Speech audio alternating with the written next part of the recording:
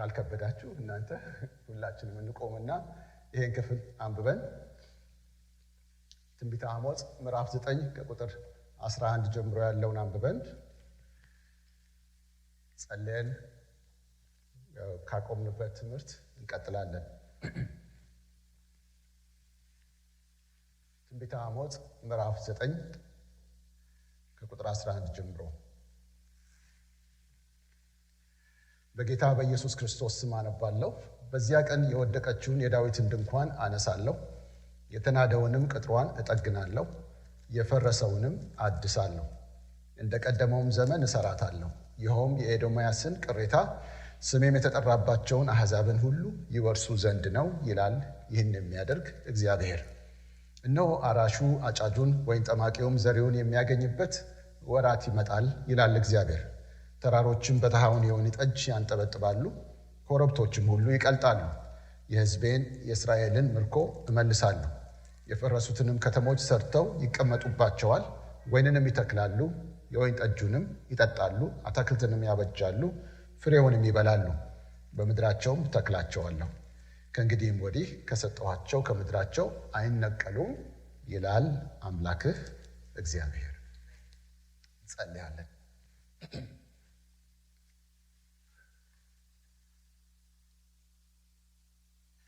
የወደቀችውን የዳዊትን ድንኳን አነሳለሁ፣ የተናደውንም ቅጥሯን እጠግናለሁ፣ የፈረሰውንም አድሳለሁ፣ እንደ ቀደመውም ዘመን እሰራታለሁ።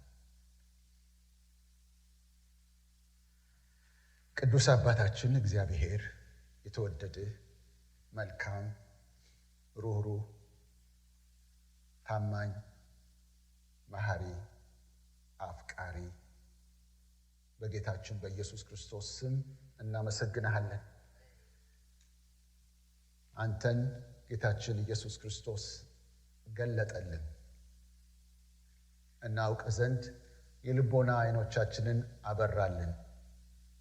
እውነተኛ አምላክ አንድ እንዳለ እርሱም አንተ ብቻ እንደሆንክ አሳየን። እኛም ልባችንን ለአንተ ሰጠን።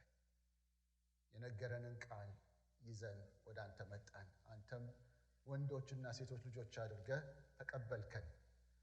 እግዚአብሔር ሆይ እናመሰግንሃለን። እግዚአብሔርን ያየው አንድ ስንኳ የለም። በአባቱ ቅፍ ያለ አንድ ልጁ እርሱ ገለጠው፣ ተረከው እንደሚል ልጅህ ገለጠ፣ እሱ ተረከ፣ እሱ ለዓለም አሳወቀ። ከወልድ በቀር አብን የሚያውቅ የለም፣ ወልድም ሊገለጥለት ከሚፈቅድ በቀር እንደተባለ ወልድ የአንተ ልጅ እሱ አንተን ገለጠልን። ያንተን በጎነት፣ ያንተን አፍቃሪነት፣ አንተን ሰውን መውደድህን እሱ ነው ያሳየን። በቀራንዮ መስቀል ላይ ነፍሱን በመሰዋት አንተ ሰውን ምን ያህል እንደወደድክ ስለ እያንዳንዳችን ብለህ አንድ ልጅህን ለሞት አሳልፈ ልትሰጥ መፍቀድህን አሳየን። እናመሰግንሃለን። ደግሞ ከሙታን በሞተ ጊዜ ከሙታን አነሳኸው፣ ያለ ልክ ከፍ ከፍ አደረግከው። ከክብር ሁሉ በላይ፣ ከስም ሁሉ በላይ፣ ከስልጣን ሁሉ በላይ ያለውን ሰጠኸው። ከዚያም አንስተህ እንካችሁ ይህ ሕይወታችሁና ክብራችሁ ይሁንላችሁ ብለህ ያንን የከበረ ጌታ ሰጠህ። እግዚአብሔር አብ ሆይ እናመሰግንሃለን። ቅድም እንደዘመር ነው እግዚአብሔር አብ ከፍ ከፍ ያደረገው እንዳልነው ያንን የናዝሬቱ ኢየሱስን እግዚአብሔር አብ ሆይ ከፍ ከፍ አድርገህ አክብረህ አንግሰህ ጌታ አድርገህ ሾመህ አለቃ አድርገህ ካሉ ስልጣናት ሁሉ በላይ አድርገህ ያለ ልክ አክብረህ ሞልተህ በባለጠግነትና በክብር በሀብት ሁሉ በሞገስ ሁሉ በማዕረግ ሁሉ በሰላም ሁሉ በደስታ ሁሉ ባርከህ ሞልተህ እንካችሁ ይህ ሀብታችሁ ነው፣ ይህ ሙላታችሁ ነው ብለህ ሰጠኸን። እናመሰግናለን። ይህ ነው የቤተ ክርስቲያን ማንነት። እግዚአብሔር ሆይ ይህ ነው የእያንዳንዱ አማኝ ማንነት። እናመሰግንሃለን። ዛሬም ይሄ የተገለጠ እንዲሆን ጸልያለሁ። አይኖቻችን እንዲከፈቱ ጸልያለሁ። የልቦና አይኖቻችን እንዲበሩ ጸልያለሁ። ቃልን ማስተዋል የምንችልበት አቅም ወደ እያንዳንዳችን እንዲመጣ ጸልያለሁ። ድንዛዜ ከእያንዳንዳችን እንዲርቅ ጸልያለሁ። ልብንና አእምሮን የሚጫን ያንተን ሐሳብ እንዳናስተውል የሚገዳደር ኃይል ሁሉ በጌታ በኢየሱስ ክርስቶስ ስም ከእግራችን ጫማ በታች የተረገጠ ይሁን። ያንተን ቃል እንዳናውቅ፣ እንዳናስተውል፣ ወደ ጠለቀው ሐሳብ እንዳንገባ፣ አንተ እንደምታይ እንዳናይ፣ አንተ እንድናይ የፈለግከውን እንዳናይ የሚጋርድ ልብ ላይ ግርዶሽ የሚያደርግ ለሌላ ነገር የሚያነቃ ለእግዚአብሔር ነገር ግን የሚያደነዝዝ፣ ለሌላ ነገር የሚያነቃ ያንተ ለሆነው ነገር ግን የሚያሰንፍ፣ ለሌላ ነገር የሚያነቃ ለአንተ ለሆነው ነገር ግን አቅም የሚነሳ የትኛውም በዚህ ዓለም የሚሰራ የክፉ መንፈስ አሰራር በሕዝብ ላይ የዘመተ በአእምሯችንና በልባችን ላይ የሚረጭ በጌታ በኢየሱስ ክርስቶስ ስም በናዝሬቱ በኢየሱስ ክርስቶስ ስም ከእያንዳንዳችን የተገፈፈ ይሁን። ይህ ታላቅ የሆነው ኢየሱስ የእግዚአብሔር ልጅ ጌታ ክርስቶስ በእኛ መካከል እንዲከብር እጸልያለሁ። አቤቱ አይኖቻችን ተገልጠው እሱን በክብሩ ማየት እንድንችል እንድትረዳን እጸልያለሁ። በመካከላችን ሁን፣ አንተ ተመላለስ። በኢየሱስ ክርስቶስ ስም አሜን።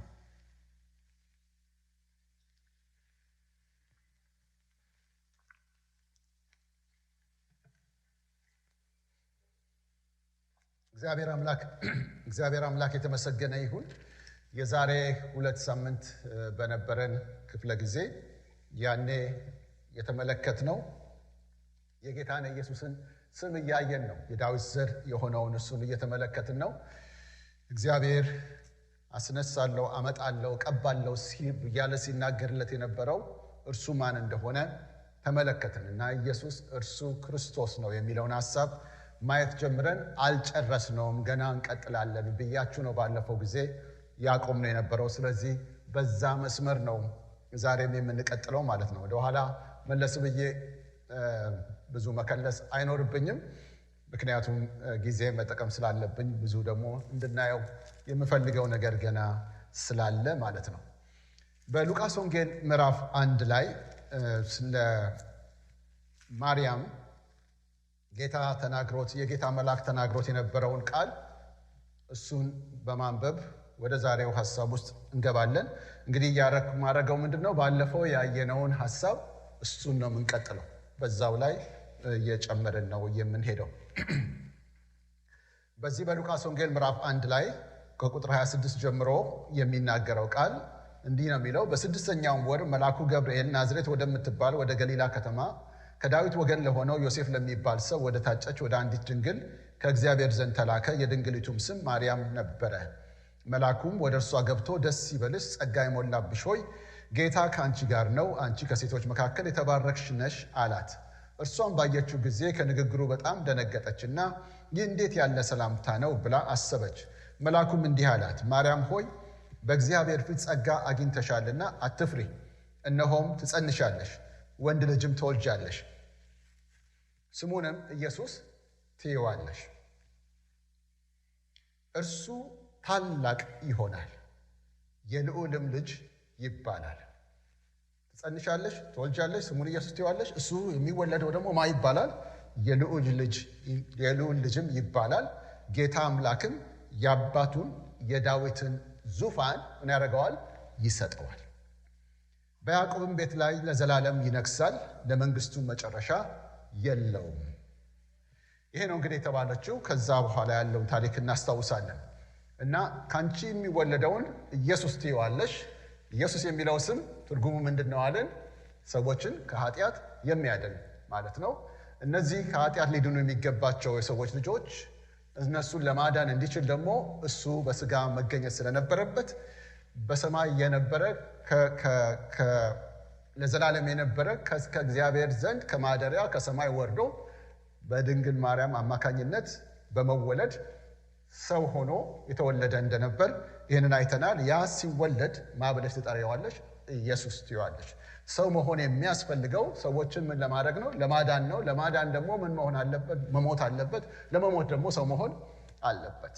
ስለዚህ እሱ ያድናልና ሰዎችን የሚያድን ነውና ሰው የሚሆነውም ለዚህ ነውና ምን ትይዋለሽ? ኢየሱስ ትይዋለሽ።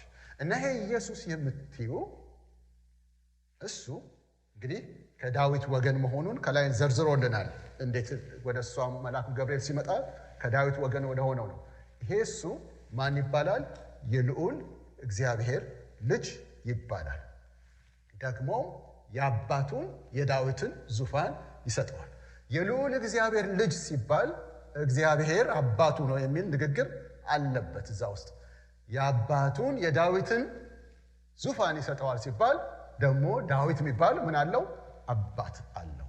ይሄ የምትወልጂው ዳዊትም አባቱ ነው፣ እግዚአብሔርም አባቱ ነው ይላታል። የዳዊት አባት ሲሆን ዙፋን ይቀበላል ይላታል። ምን ይሆናል? ንጉሥ ይሆናል። እና ይሄ የሚመጣው ዙፋን ሊቀበል ነው፣ የሚመጣው ዙፋን ሊቀበል ነው ይላታል። ይሄንን እንይዘዋለን። ሰባ ሰገሎች ደግሞ ካሉበት ቦታ ጌታ አመልክቷቸው፣ በኮከብ አመልክቷቸው ከዛ ይመጣሉ። ካሉበት ቦታ አመልክቷቸው ያንን ኮከብ እየተከተሉ ወደ እስራኤል ይደርሳሉ። ልክ እስራኤል በሚደርሱበት ጊዜ የእስራኤልን ወይም ንጉሥ በጊዜው የነበረውን ንጉሥ ወደ ሄሮድስ ዘንድ ይመጡና ወደ ይሁዳ ነው የሚመጡት። ይሁዳ ላይ የነገሰው ሄሮድስ ጋር ይመጡና ምን የሚል ጥያቄ ያቀርባሉ? የተወለደው የአይሁድ ንጉሥ ወዴት ነው ብለው ነው የጠየቁት። ማ ተወለደ አሉ? ማ ተወለደ? ንጉሥ፣ የአይሁድ ንጉሥ ተወለደ። ስለዚህ የተወለደው ማን ነው? እሱ በዚህ ንግግር ንጉሥ ነው። እስቲ ንጉሥ ተወለደ እንበል። ንጉሥ ተወለደ። ዜናው ይሄ ነው። ልብ አድርጉ፣ ዜናው ይሄ ነው። ንጉሥ የሚለው የተወለደው የአይሁድ ንጉሥ ወዴት ነው?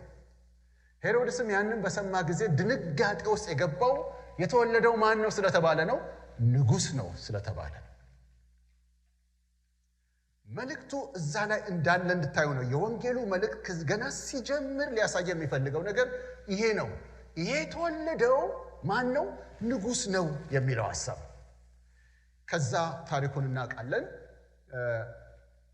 የሆነውን ወደዛ ዝርዝር ውስጥ አልገባም። ይሄንን አባባል እንድታዩት ነው። እነሱ መጨረሻ ላይ ባገኙት ጊዜ ምን አደረጉለት? ስጦታ አቀረቡለት። ያቀረቡለትም ስጦታ ለንጉሥ የሚቀርብ አይነት ስጦታ ነው። ያልነገሰ ገና የተወለደ የገና የቀናት ወይም የወራት፣ ምናልባት ወራት ሳይሆናቸው አይቀርም እነሱ ወራትም፣ ምናልባት በአንዳንዶች 1-2 ዓመትም ይላሉ፣ አንዳንዶቹ ወራት ነው ይላሉ። የሰባ ሰገሎቹ እሱ ኦልሬዲ ከተወለደ በኋላ ስለመጡ ከተወለደ በኋላ ብለው የመጡበትና እሱ ጋር የደረሱበት ጊዜ ወራት ነው ይላሉ። አንዳንዶቹ 1-2 ዓመት ይሆነዋል ኦልሬዲ በዛን ጊዜ ይላሉ።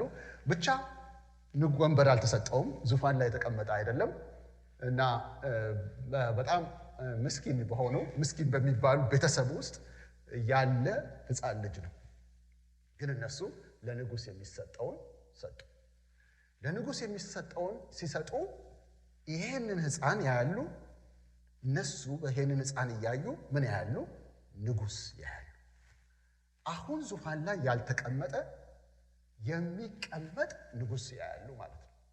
አሁን ዙፋን ላይ ያልተቀመጠ ወንበር የሚያገኝ መንግስት የሚኖረው አንድ ንጉሥ ያያሉ ማለት ነው። ስለዚህ ይሄ መገለጥ ነው። እንዴት አድርጎ እግዚአብሔር እንደገለጠላቸው ይገርማል። እስካሁንም ይደንቀኛል። ያ እነሱ በዛ በሩቅ አገር አይሁዳውያን ሳይሆኑ እስራኤላውያን ሳይሆኑ ነቢያት የተናገሩት ትንቢት ሳይኖራቸው የነቢያት ትንቢት ሳይኖራቸው መጽሐፍት ሳይኖራቸው እግዚአብሔር ግን በሆነ መንገድ ምን አድርጎላቸዋል? ገልጦላቸዋል። ከአብ በቀር ወልድን የሚገልጥ የሚያውቅ የለም ተብሏል። ስለዚህ እግዚአብሔር በሆነ መንገድ ገልጦላቸው ማንም ሰው ሊያየው የማይችለው ብዙ ሰዎች እያዩት ይሄንን ሕፃን ሊያዩት የማይችሉትን ነገር እነዚህ ሰዎች አዩ። ስለ የትኛው አዩ? ስለ ወደፊቱ አዩ። ከዛ እንግዲህ ይሄ የተገለጠላቸው ማርያም ታውቃለች። ይሄንን ለምን? መልአኩ ገልጦላታል። ምን ብሏታል? ይህ የሚወለደው የአባቱን የዳዊትን ዙፋን እግዚአብሔር ይሰጠዋል። እሱ ባለ ምንድነው? ባለ ዙፋን ነው ብሎ ነው ያላት። እና ደግሞ የልዑል እግዚአብሔር ልጅ ነው አላት። ከዛ በምድር ላይ ሲመላለስ በዚህ መልክ የሚናገሩት በሙሉ የተለየ መገለጥ ያገኙ ሰዎች ብቻ ነበሩ በዚያ ዘመን። ከነዛ መካከል ባለፈው ያነሳነው አንዱ ደቀ መዛሙርት ወይም ጴጥሮስ ነው። እና እናንተ እኔ ማን እንደሆንኩ ትላላችሁ ሲላቸው አንተ ክርስቶስ የሕያው እግዚአብሔር ልጅ ነህ አሉት። ሲሉት አንተ ኢየሱስ ነህ አላሉትም። ለምን? ኢየሱስ የሚለው ስም በየቦታው እየተጠራበት የሚንቀሳቀስበት ስም ነው። አንተ ኢየሱስ ማን አሉት? ክርስቶስ የሕያው እግዚአብሔር ልጅ ነህ አሉት። ይሄንን ጌታ ሲሰማ በሰማያት ያለው አባቴ ምን አደረገልህ? ገለጠልህ። እግዚአብሔር የሚገልጠው ነው ይሄ ማንነት ማለት ነው። ሌላ ቦታ ላይ ደግሞ አሁንም ባለፈው የጠቃቀስነውን ዛሬ ወደምናየው ውስጥ እንድንገባ ነው ማነሳቸው። ሌላ ቦታ ላይ ወደ ተራራ ይዟቸው ሶስቱን ደቀ መዛሙርት ለብቻ ይዟቸው ሄደ። ጴጥሮስን፣ ዮሐንስንና ያዕቆብን።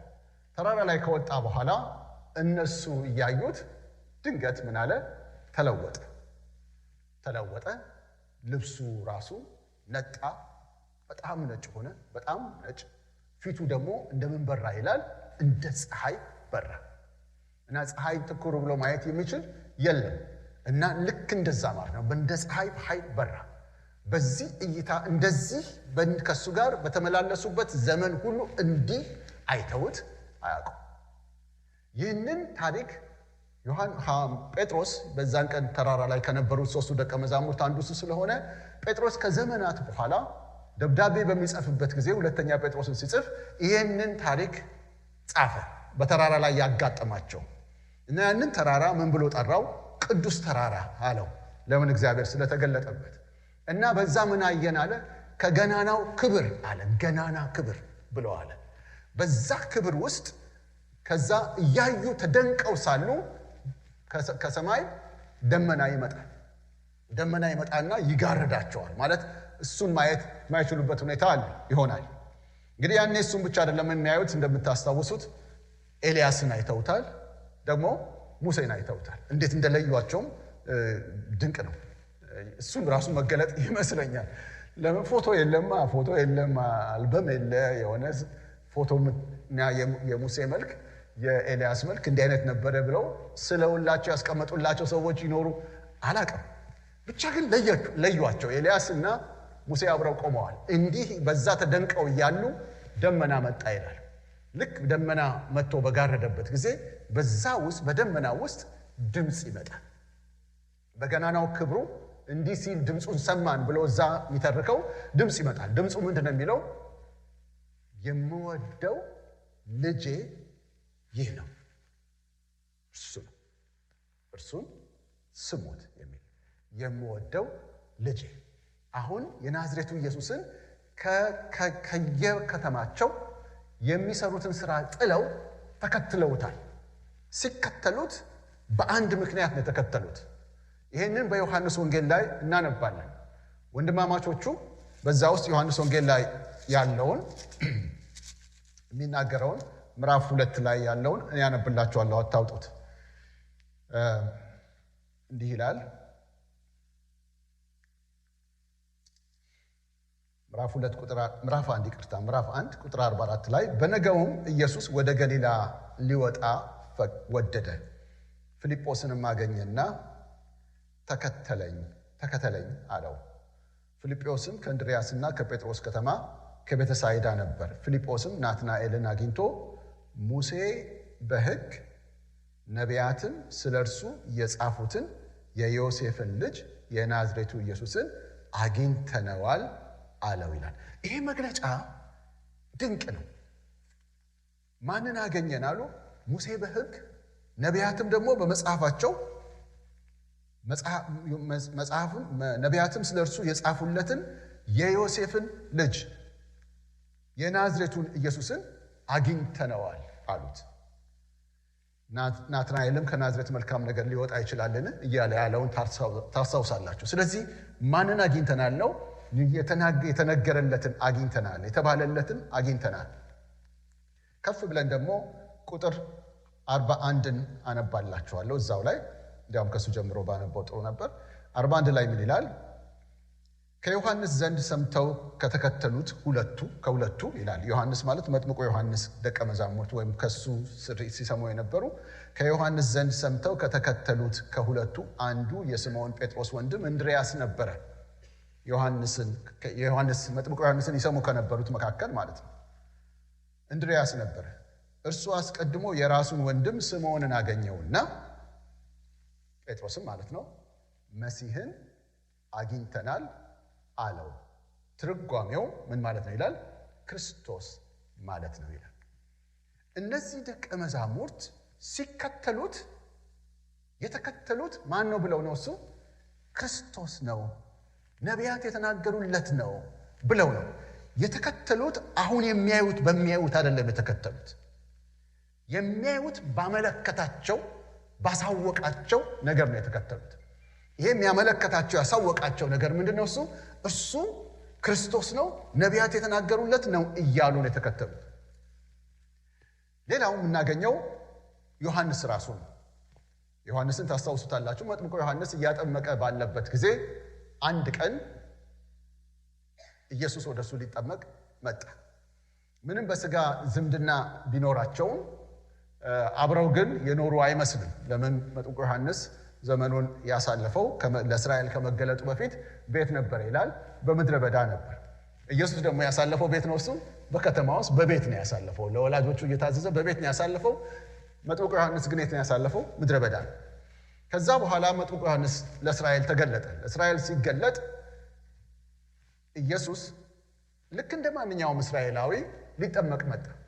ሊጠመቅ ሲመጣ በሆነ መንገድ ለዮሐንስ የታወቀው ነገር ያለ ይመስላል እና ሲመጣ ኖ አንተ በእኔ አትጠመቅም ይለዋል። አንተ በእኔ እጅ አትጠመቅም ይለው ነበር።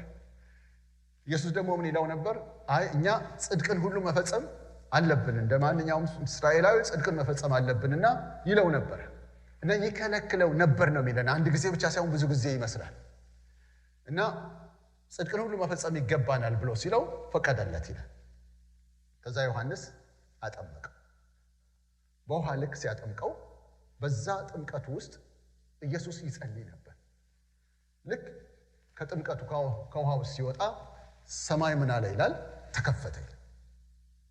እንግዲህ ዮሐንስ ብዙ ሰው ያጠምቃል። ሰው እየተጠመቀ ይሄዳል። ይሄኛውን ሰው ሲያጠምቀው ምን ሆነ? ሰማይ ተከፈተ ይላል።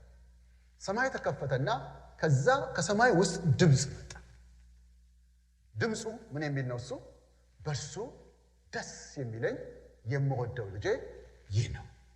ልብ አድርጎ የዮሴፍ ልጅ ነው አሁን ያለው ኢየሱስ ነው እዚህ ጋር ያቆመው። ከላይ የሚታወጀው አዋጅ ምን ነው የሚል ነው? እሱ ልጄ ነው የሚለው አዋጅ፣ ልጄ ነው የሚለው። ከዛ ይሄንን ዮሐንስ ሰማ። ሌላ ቦታ ላይ ይሄንን ሲተርክ እሱ ዮሐንስ ይሄንን እንዳየ በፊት ምን አልለውም ነበር አለ? አላውቀውም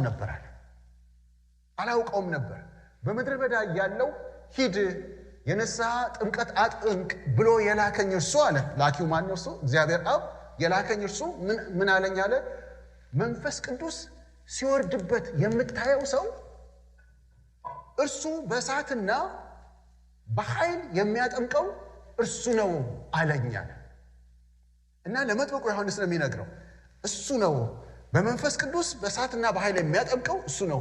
የጫማውን ጠፍር እኔ ምን ላደርግ አይገባኝም፣ ልፈታ የማይገባኝ ከኔ በኋላ የሚመጣ ከኔ በፊት ግን የነበረ ከኔ በፊት የነበረ እርሱ ነው ብሎ መሰከረ። እና ይሄንን ሲመሰክር ይሄንን ከምን ተነስቶ ነው? ከኢየሱስ ሰምቶ አይደለም። ከማን ሰምቶ ነው? እሱ ከእግዚአብሔር ነው። ልብ አድርጎ ቤተሰብ ውስጥ ያለም አባል ቤተሰብ ነው። ይሄ ሰው የአክስት ልጅ ነው። አክስቱ እንደሆነች እናቱ አክስቱ እንደሆነ አክስቷ የማርያም አክስት እንደሆነች ይነገራል፣ ኤልሳቤጥ። ስለዚህ የኤልሳቤጥ ልጅ ነው ዮሐንስ። ቤተሰብ ናቸው ማለት ነው በስጋ። ግን ዮሐንስ ኢየሱስ እንደ ማንኛውም ሰው ብቻ እንዳይደለ የተገለጠለት እግዚአብሔር ገልጦለት ነውና እግዚአብሔር ምልክት ሰጠው። ምልክቱ ይሄ ነው አለ። ልክ እኔ አንተ በምታጠምቅ ጊዜ የዛን ጊዜ መንፈስ ቅዱስ በርግብ አምሳል ሲወርድበት ታያለህ ይላል። እና ሄዳችሁ ወንጌሉን ላይ ስታነቡ አየ ነው የሚለው። አዩ እንኳን አይልም ቃሉ፣ አየ ነው የሚለው። ማን ነው ያየው? ዮሐንስ ነው የሚያየው እርግብ ሲወርድበት። እና ምናልባት ሌሎች ሰዎች አላዩ ይሆናል። ያንን እርግብ የተገኙ እዛ ጥምቀቱ አካባቢ የነበሩ ሰዎች አላዩ ይሆናል የሚለው አየ። ለምን? ምልክትነቱ ለማን ነው? እሱ ለዮሐንስ ነው። ለዮሐንስ ነው አስቀድሞ የተነገረው። መንፈስ ሲወርድበት የምታየው በሳትና በኃይል የሚያጠምቀው እሱ ነው አለ። እሱ ምንም በእጁ ይዟል አለ። አውድማ ማን ነው? መንሹን በእጁ ይዟል አለ። አውድማውን የሚያጠራው እሱ ነው። በእርሻ ምሳሌ ያስቀመጠ እና ገለባውን እያስወገደ ወደ እሳት እየጣለ ስንዴውን ደግሞ ወደ ጎተራ የሚያስገባ እሱ ነው ማለት። እሱ ነው ወደ እግዚአብሔር መንግሥት የሚገባውና የማይገባውን የሚወስን እሱ ነው። እሱ ነው ወደ ገሃነመ እሳት የሚጥል እሱ ነው የሚፈርደው። እሱ ነው ወሳኙ ብሎ ስልጣኑ፣ ባለ ስልጣን፣ ንጉሥ፣ ፈራጅ፣ ገዢ እንደሆነ ለዮሐንስ ምን ተባለለት? ተገለጠለት። ይሄ ነው መልእክቱ እዛ ጋር ዮሐንስ የተረዳው ማለት ነው። ማንም ሰው አይቶት ሊያውቀው የሚችለው አይደለም እግዚአብሔር ምን ካላለ በስተቀር፣ ካልገለጠ በስተቀር። ከዛ ይልክ ማቴዎስ ወንጌል ላይ ያለው ቅድም የጠቀስኩት ጴጥሮስ አንተ ክርስቶስ ያው እግዚአብሔር ልጅ ነህ ባለው ጊዜ ከተራራው ሲወርድ፣ ከተራራው በሚወርድበት ማን ነው ያንን ከተናገረ በኋላ ማቴዎስ ማን ነው ጴጥሮስ ማቴዎስ 16 ላይ ከተናገረ በኋላ ልክ ያ ታሪክ ሲያልቅ ቀጥሎ እንዴት ምትል ቃል አለች። እሷን ቃል አነባለሁ እና ዛሬ እንግዲህ የበለጠ ወደ ውስጥ እንገባለን ማለት ነው። ማቴዎስ ወንጌል ምዕራፍ 16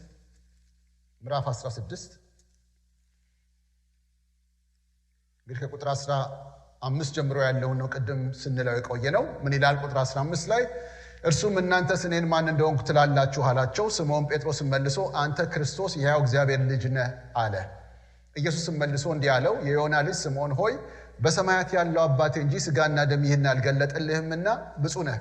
እኔም እልሃለሁ አንተ ጴጥሮስ ነህ፣ በዚህችም ማለት ላይ ቤተክርስቲያንን እሰራለሁ፣ የገሃነም ደጆችም አይችሏትም።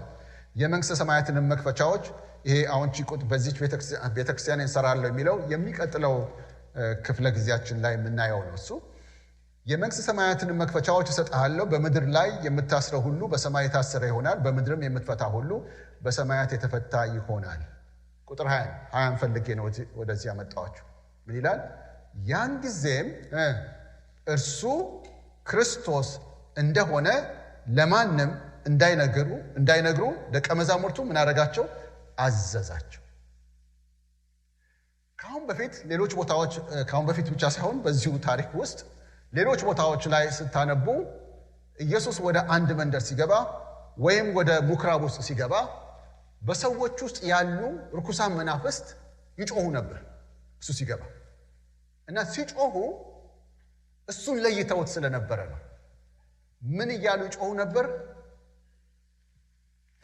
እያሉ ይጮሃሉ። አንተ የእግዚአብሔር ቅዱሱ ልታጠፋን መጣህን እያሉ ይጮሁ ነበር። ከዛ እንዳይገልጡትም ይላል አንድ ወንጌል ላይ እንዳይገልጡትም በጣም ምን አደረጋቸው? አዘዛቸው ይላል። አጋንንትን እንዳይገልጡት። ለምንድን ነው? የሰይጣን ስራ ምን መሰላችሁ? እግዚአብሔር በእናንተ ውስጥ ፕሮግራም አለው። ከዛ ያንን ፕሮግራም ደግሞ የሚፈጽምበት ጊዜ አለ።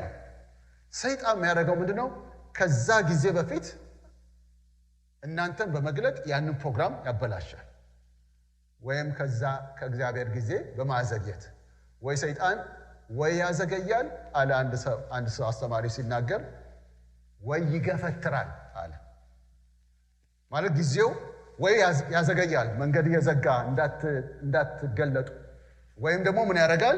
ጊዜው ሳይደርስ ገፍትሮ ውጣ ውጣ ውጣ ጌታ ተናግሮ የለ ውጣ ውጣ ውጣ ይላል ማለት ነው። ጊዜው ሳይደርስ ጊዜ አለ። ደቀ መዛሙርቱን ምን አላቸው? እንዳትናገሩ ብሎ አዘዛቸው። እንዳትናገሩ ጊዜው ሳይደርስ እና ክፉ መንፈስ ደግሞ ኃላፊነቱም ስላይደለ ስላልተጠራ ክፉ መንፈስ ስለ ኢየሱስ ትክክለኛ ነገር ቢናገር የሚናገረው የኢየሱስ ማንነት ታውቆ ሰዎች እንዲድኑበት ሳይሆን የሚናገረው ሰዎችን ለማደናቀፍ ይመቸኛል ብሎ ካሰበ ነው። ልክ እንደዚያች ሟርተኝነት መንፈስ የነበረባት ሴት ጳውሎስና ሲላስ በዛ ከተማ እየሰበኩ ባሉበት ጊዜ ፊልጵስዩስ ውስጥ ይመስለኛል ምንድነው የምትለው?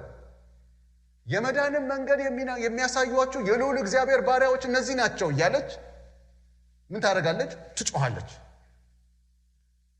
እና ችግሩ እዛ ጋር ነው። የምትናገረው ትክክለኛ ነገር ስለሆነ ለነ ጳውሎስ በር ከፋች ትመስላለች፣ መንገድ ጠራጊ ትመስላለች፣ ስሟቸው ብላ የምትከፍት ትመስላለች። እና ምን ይላል? የመዳንን መንገድ የሚያሳዩአችሁ የልዑል እግዚአብሔር ባሪያዎች፣ የመዳንን መንገድ የሚያሳዩአችሁ የልዑል እግዚአብሔር ባሪያዎች፣ የመዳንን መንገድ የሚያሳዩአችሁ የልዑል እግዚአብሔር ባሪያዎች እያለች ትጮኻለች። ጳውሎስ ሊሰብክ ሲል እሷ ትጮኻለች፣ ሊሰብክ ሲል ትጮኻለች፣ ሊሰብክ ሲል ትጮኻለች። እንዳይሰብክ አደረገች።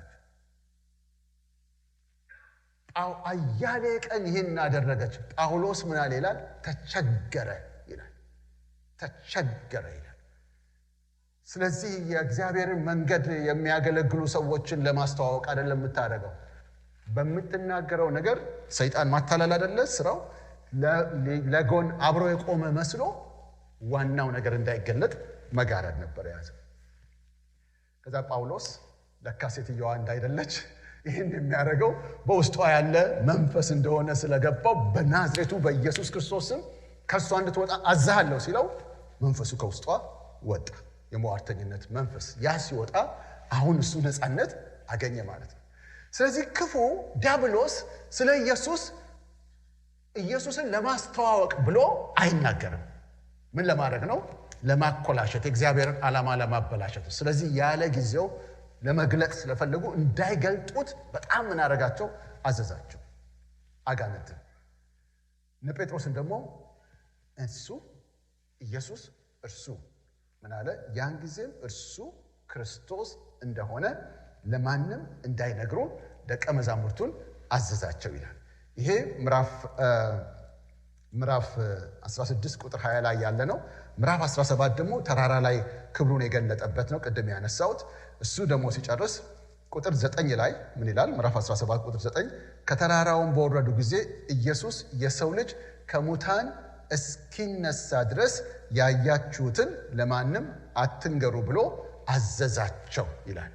ስለዚህ ይህ ክርስቶስነቱ፣ ይህ የእግዚአብሔር ልጅነቱ፣ ይህ የዳዊት ዙፋን ላይ ነጋሽነቱ፣ ተቀማጭነቱ የሚነገረው ምን ካለ በኋላ ነው? ከሞተ ከተነሳ በኋላ ነው። ለምንድን ነው? በትንሣኤው የሚገለጥ ማንነቱ ስለሆነ ማለት ነው። ይህንን ከተረኩልን ክፍሎች መካከል 3 ቦታዎችን እናነባለን። ዛሬ ጨምረን የምናየው እነዚህ ናቸው፣ ባለፈው ካየነው ላይ ማለት ነው። አንድ ትንቢተ ዳንኤል ምዕራፍ 7 እናያለን። ዕብራውያን ምዕራፍ 2 እናያለን። ራእይ ዮሐንስን ደግሞ እንመለከታለን። ትንቢተ ዳንኤል ምዕራፍ 7 ጋር እንሂድ አንድ ጊዜ። የእግዚአብሔር ስም የተባረከ ይሁን።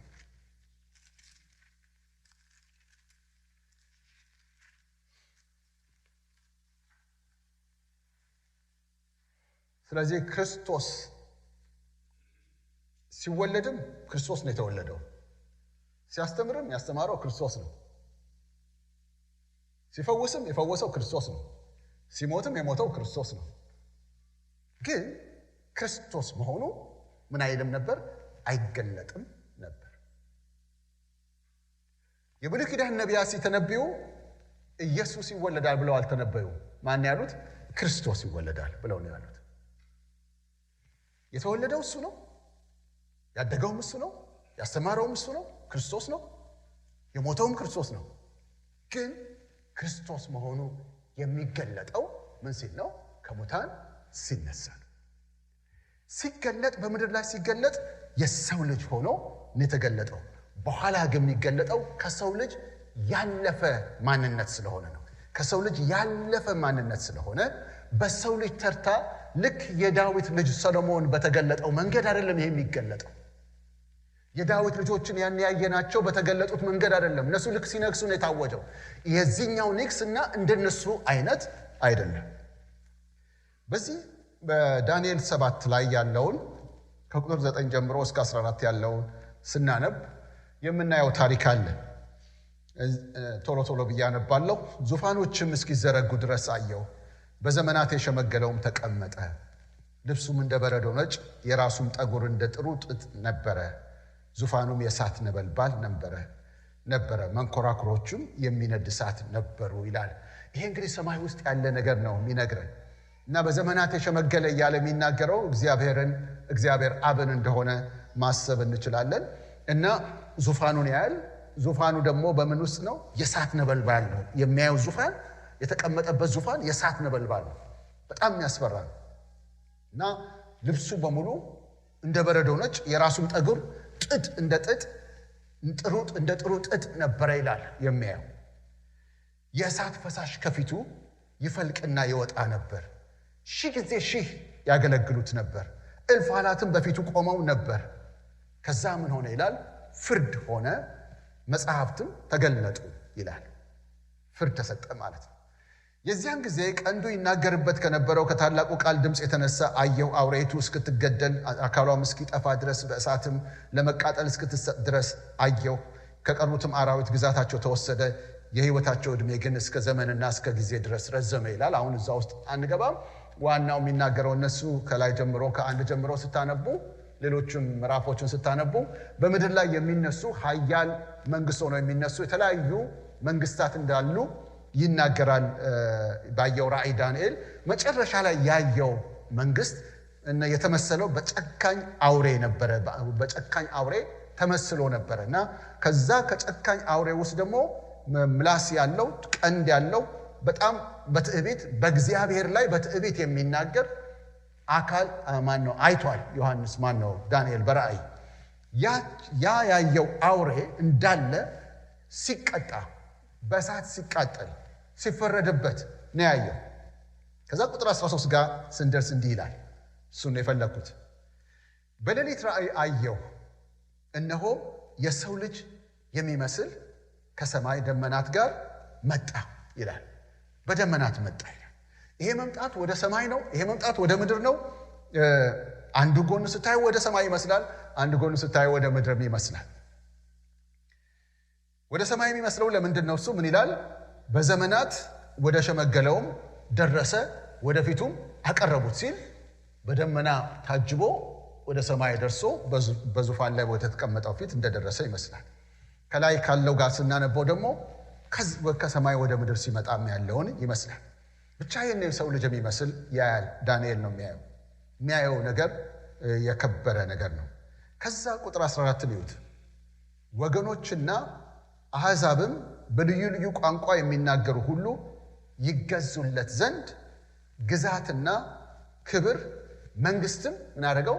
ተሰጠው ይላል። ግዛቱም የማያልፍ ግዛት ነው፣ መንግስቱም የማይጠፋ ነው ይላል። እነዛ አውሬዎች በሙሉ የምድር መንግስታት ምሳሌዎች ናቸው ብለናል። እነሱ ደረጃ በደረጃ እየጠፉ የመጨረሻ ጨካኝ የተባለውም እንኳን ሲጠፋ በዋናው ዳኛ በእግዚአብሔር ቅጣት በእግዚአብሔር ፍርድ ሲጠፋ ይተርክልንና የሆነ ግን ሰው የሚመስል ያያል።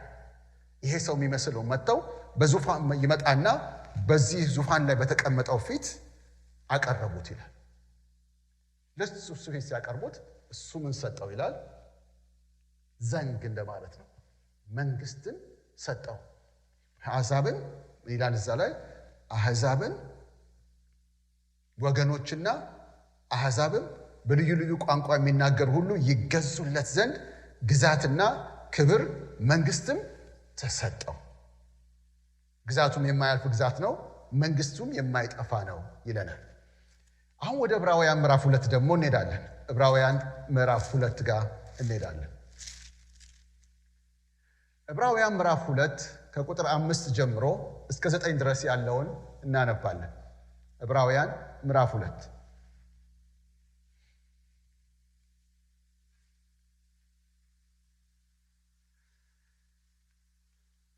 ዕብራውያን ምዕራፍ 2 ካወጣችሁ ከቁጥር 5 ጀምሮ ያለውን እናነባለን። ይላል ስለርሱ የምንናገርበትን የሚመጣውን ዓለም ለመላእክት ያስገዛው አይደለምና ይላል። እዚህ ጋር ቆም ላድርግ። አሁን ያለንበት ዓለም አለ። ይሄ ዓለም የሚለው ቃል አንዱ ሌላው ትርጉሙ ዘመን ages ይላል። this present age ይለዋል። ይሄ አሁን ያለንበትን ዘመን እና ሌላ የሚመጣ ደግሞ ዘመን አለ። ሌላ ዘመን አለ። በራእይ ዮሐንስ ንግግር ብናስበው የሚመጣው ዘመን ምን ተብሎ ተጠርቷል? ራእይ ዮሐንስ ላይ 1000 ዓመት ተብሎ ተጠርቷል። እና ይሄ ዘመን አለ። ይሄ ዘመን የሚመጣ ደግሞ ዘመን አለ።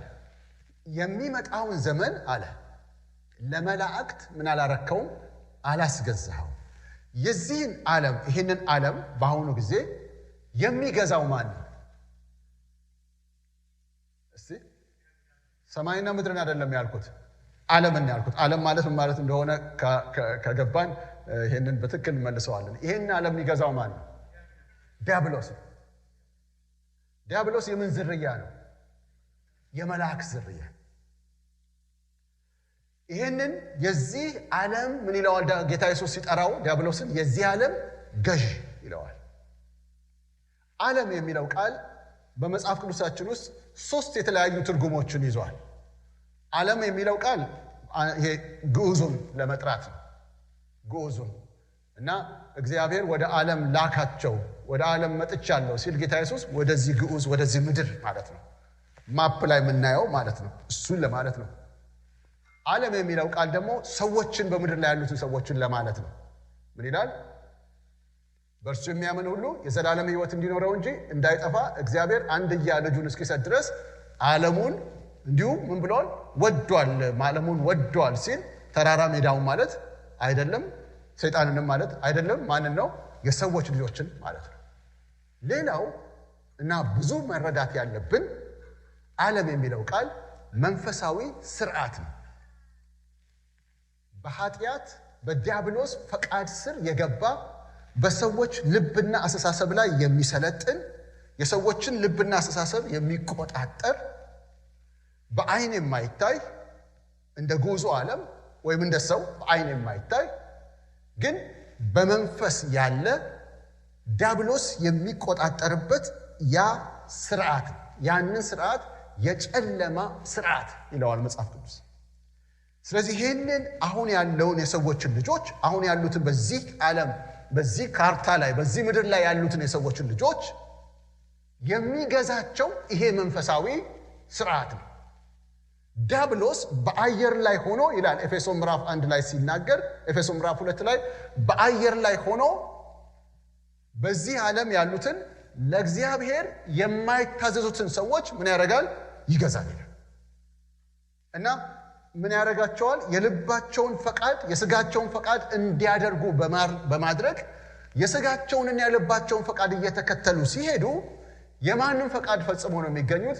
የዲያብሎስን ፈቃድ ነው ፈጽሞ የሚገኙት። አየር ላይ ሆኖ እንዲህ ያደረገ እያንዳንዱን ሰው በስጋው ፍላጎት እየተነዳ እንዲሄድ በመምራት ሰውን ከእግዚአብሔር ፈቃድ ውጪ ያደርገዋል።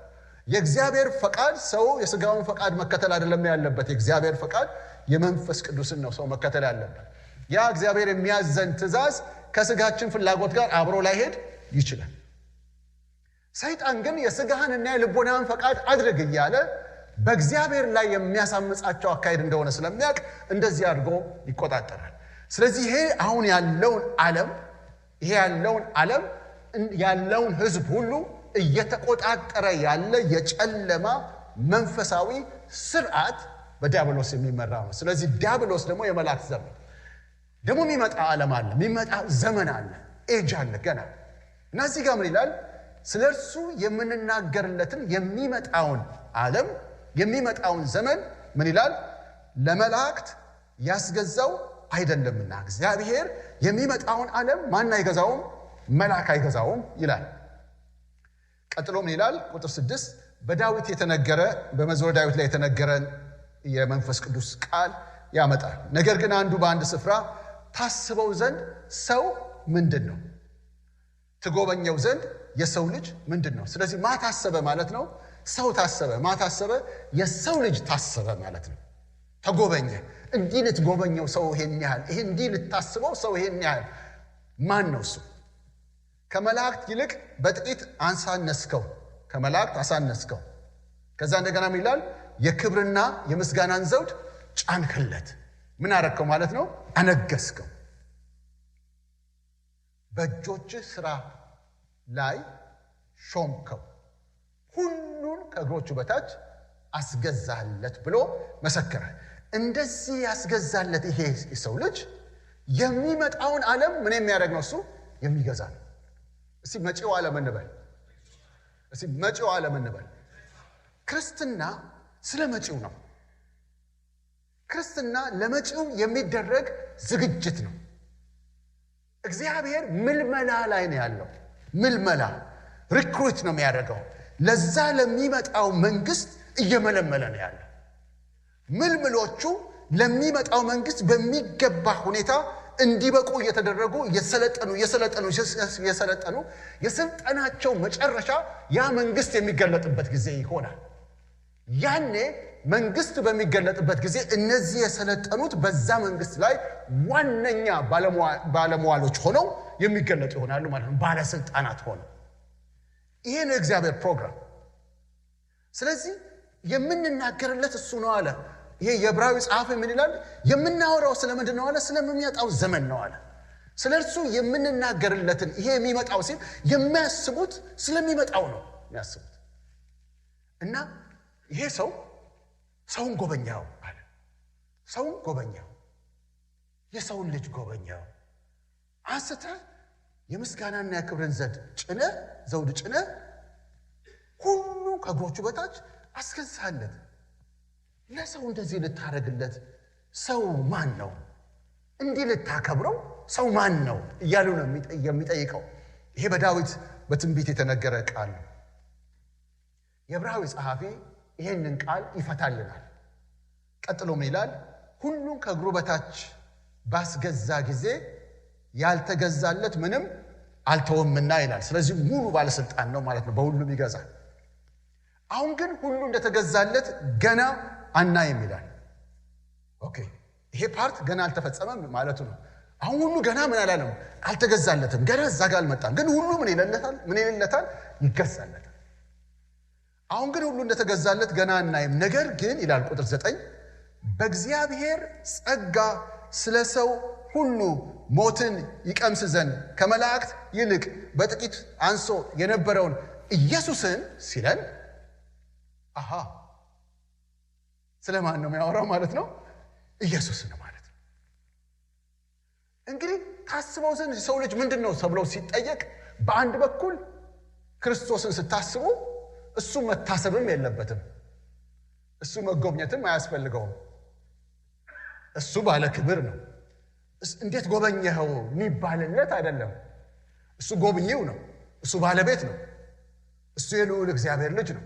ዮሐንስ ምንድን ነው ያለው? በጣም የሚገርም ነው። ቅድም የተናገረውን ነገር ያነሳሁት መጥምቁ ዮሐንስ ምን አለ? የጫማውን ጠፍር ልፈታ የማይገባኝ ከኔ ይልቅ የሚከብር የሚበረታ ከኔ በፊት የነበረ። መጥምቁ ዮሐንስ ኢየሱስን በተመለከተ ከመጥምቁ ዮሐንስና ከኢየሱስ በስጋ ታላቅ ማን ነው? መጥምቁ ዮሐንስ ነው። ኢየሱስ በ6 ወር ከዮሐንስ በኋላ የተወለደ ነው። ስለዚህ ከዮሐንስ በፊት ኢየሱስ ሊኖር አይችልም። በምን? በስጋ። ለዮሐንስ ግን ተገለጠለት። ይሄ ከዳዊት ዘር የሚወጣው ሰው በስጋ ቢሆን የሚወጣው ግን ደግሞ ሌላ ማንነት አለው። ዳዊት ባለቤት የማይሆንለት ማንነት አለው። ከዳዊት ጋር ያልተያያዘ ማንነት አለው። እሱ እድሜው ይሄን ያለው የሚባል አይደለም። ከኔ አብዝቶ የሚበልጥ ነው አለ። በፊት የነበረ ነው አለ። ስለምን እያወራ ነው? የመለኮት ማንነቱን በእግዚአብሔር ልጅነቱ ያለውን ክብር እያወራ ነው። ያ ታየው ዮሐንስ። ግን አሁን ሲወለድ የዳዊት ዘር ሆኖ ተወለደ። ትንቢቱ ደግሞ የተነገረው ለዳዊት ነው የተነገረው። ልብ አድርጉ፣ ለዳዊት ነው የተነገረው። ያ ሁሉም የሆነው ክብር ሁሉ የተነገረው ለዳዊት ነው። እና ያ ትንቢት ፈጻሚ እንዲሆን በሰው ልጅ ውስጥ መጣ። እና ታስበው ዘንድ የሰው ልጅ ምንድን ነው ሲባል የዳዊትን ልጅ ስታስቡ እንደሱ ትላላችሁ። የዳዊትን ልጅ ልታስበው ማን ነው ትላላችሁ ማለት ነው። ዳዊት ምናቀው ያን ያጠና ነው ታሪኩን ምናቀው እግዚአብሔር ልቡን የወደደለት ኑሮው ግን አካሄዱ ግን ተግባሩ ግን እግዚአብሔርን የበደለ ብዙ ድካም በህይወቱ የነበረ እንደዚህ ልታስበው ዳዊት ይሄንን ዙፋን ልትሰጠው ዳዊት ወይም የዳዊት ልጅ ማን ነው ቢባል ትክክለኛ ጥያቄ ነው። ዳዊት ራሱ ብለዋል እኔ ማን ነኝ አለ ዳዊት። ቤቴስ ምንድነው? እኔ ማን ነኝ ቤቴስ ምንድነው? ማለት እኔ ማን ነኝ ቤቴስ ምንድነው? ልጆችስ ምንድናቸው? የኔ ቤት ምንድነው? ማን ነኝ እኔ? እንደዚህ የሚያህል ክብር ሊሰጠኝ ማን ነው? ያ በዳዊት ልጅ ስታዩና ክብሩን ስታዩ ዋው ትላላችሁ ማለት ነው። የዳዊትን ልጅ ስታችሁ የእግዚአብሔር ልጅ ስታዩ ግን ያ ክብር ሁሌም የማን ነው? እሱ የሱ ክብር ነው፣ የተገባው ነው። የዳዊት ልጅ ሲሆን አይገባውም፣ የእግዚአብሔር ልጅ ሲሆን ግን ምን ያለው ነው? የተገባው ነው። ይሄን የዳዊትን ልጅ በሰው ልጅ የነበረውን እግዚአብሔር ምን አደረገው? አከበረው ይለናል። ምን አድርጎ ነበር? ያኔ በጌቴሴማኒ ሲሄድ ያኔ ወደ ሞት ሲሄድ ከመላእክት ይልቅ ምን ብሎ ነበር? አንሶ ነበር። የእግዚአብሔር ጸጋ ሞትን ይቀምስ ዘንድ ከመላእክት ይልቅ በጥቂት አንሶ የነበረውን ኢየሱስን ከሞት መከራ የተነሳ የክብርና የምስጋናን ዘውድ ተጭኖ እናየዋለን። እስቲ እናየዋለን እንበል። ጥያቄው እሱ ነው። እናየዋለን ወይ ነው ጥያቄ። እያየነው ነው ወይ ነው ጥያቄ። አሁን ኢየሱስ መስቀል ላይ አይደለም ያለው። አሁን ኢየሱስ መስቀል ላይ አይደለም። አሁን ኢየሱስ የምስጋናን ዘውድ ተጭኖ ነው ያለው። አሁን ያለው ይሄ ነው። አሁን ማለት ከሙታን ከተነሳ ጊዜ ጀምሮ ማለት ነው። ወደ ራእይ ዮሐንስ ደግሞ እንሂድ። ራእይ ዮሐንስ ምዕራፍ 5 የእግዚአብሔር ስም የተባረከ ይሁን። ራእይ ዮሐንስ ምዕራፍ 5 ይሄም በሰማይ ውስጥ የሆነ ነገር ነው የሚያወራል። ታሪኩን ታስታውሱታላችሁ፣ ግን እናነባዋለን። ቁጥር 1 ከ1 እስከ 10 ያለውን ነው የምናነበው። በዙፋኑም ላይ በተቀመጠው በቀኝ እጁ እግዚአብሔር አብ ማለት ነው በውስጥና በኋላ የተጻፈበት በሰባትም ማኅተም የተዘጋ መጽሐፍን አየሁ። ብርቱም መልአክ መጽሐፉን ይዘረጋ ዘንድ ማኅተሞቹንም ይፈታ ዘንድ የሚገባው ማን ነው ብሎ በታላቅ ድምፅ ሲያውጅ አየሁ። በሰማይም ቢሆን እንግዲህ መላእክት ባሉበት ቦታ፣ በምድርም ቢሆን ምናልባት ሰዎች ባሉበት ከሰዎች መካከል፣ ከምድርም በታች ቢሆን አንዳንዴ ከምድር በታች የሚባለው ባህር ውስጥም ያለውንም ፍጥረትም ለማለት ይውላል። ብቻ እነዛም ቢሆን መጽሐፉን ሊዘረጋ ወይም ሊመለከተው ማንም አልተቻለው። መጽሐፉን ሊዘረጋ ወይም ሊመለከተው የሚገባው ማንም ስላልተገኘ እጅግ አለቀስኩ። ይህን የሚያለቅሰው ዮሐንስ ነው፣ ከሐዋርያት አንዱ የሆነው ስለ ኢየሱስ መከራ እየተቀበለ ያለው እና ነገሩ አሁን የሚያየው ሰማይ ውስጥ የሚካሄድ ነገር ነው የሚያየው። ከሽማግሌዎችም አንዱ አታልቅስ፣ እነሆ ከይሁዳ ነገድ የሆነው አንበሳ እርሱም የዳዊት ሥር መጽሐፉን ይዘረጋ ዘንድ ሰባቱንም ማኅተም ይፈታ ዘንድ ድል ነስቷል አለኝ። ድል ነሺው ማን ነው? እሱ የዳዊት ሥር ነው፣ የዳዊት ልጅ ነው። ድል ነስቷል አለኝ ይላል እና የይሁዳ ነገድ የሆነው አንበሳ እርሱም የዳዊት ሥር መጽሐፉን ለመዘርጋት ማኅተሙንም ለመፍታት ምን አደረገኝ? እሱ ድል ነስቷል አለኝ። በዙፋኑና በአራቱ እንስሶች መካከልም በሽማግሌዎች መካከል እንደታረደ በግ ቆሞ አየሁ።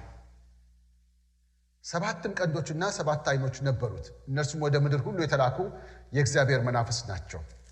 መጥቶም በዙፋን ላይ ከተቀመጠ ከዚያ ከቀኝ እጁ መጽሐፉን ወሰደ። ልክ ሲወስድ ምን ማለት ነው? ስልጣን ተቀበለ ማለት ነው። ስልጣን ተቀበለ። ዳንኤል የሚያየው ያ ራእይ ከዚህ ጋር ይመሳሰላል። ወደ ዘመናት ወደ ሸመገለው አመጡት።